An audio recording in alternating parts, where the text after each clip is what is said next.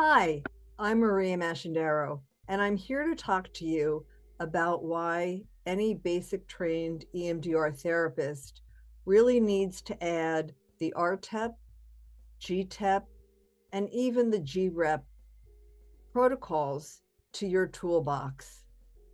We all want to be broadly trained and ready to meet our clients where they're at. That's really the goal of being client-centered, interpersonally oriented as a therapist, isn't it? R-TEP and G-TEP offer you the opportunity when you are working with a client to really shift your gear in the moment when necessary, as well as prepare ahead of time if you have more of a lead intuition.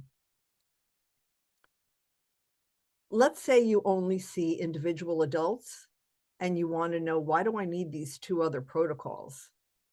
Well, R-TEP really is useful when someone who you are already working with comes in and says something along the lines of, oh my goodness, you'll never guess what just happened to me. In that case, I usually pause and tell the client, I want to hear everything you have to say, but I want you to tell it to me in a certain way. And I step into the R-TEP work. We work then on that particular thing that happened. And then when we're finished with that, we can go back into standard protocol wherever we were working. G-TEP, for instance, it says group in the title, but really I've used that with individuals as well.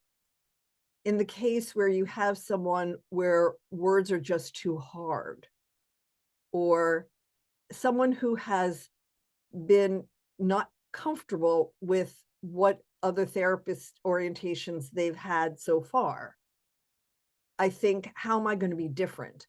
How can one of these protocols help me to build a connection to prove that I'm client-centered? And G-TEP, because it gives you a worksheet that you guide the client through, and they work on whatever is upsetting to them without actually having to say much to you, if anything at all. And then the third protocol, the G-REP, is something that I developed when the Ukrainian conflict really became much more intense in the last few years. And we needed to work with Ukrainian therapists who were right early on in the middle of a terrible situation. I felt like what we first needed to do, which is, what do you do in standard protocol? You take a history and then you connect to preparation.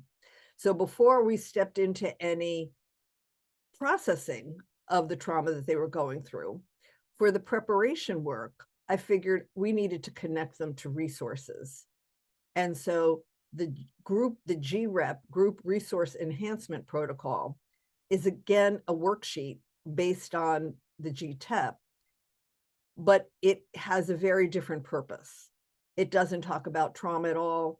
It really talks about, what do you need right now in order to help you get through the situation that you're facing? So that's my story. And that's why I think these protocols would be useful additions to any therapist's toolbox.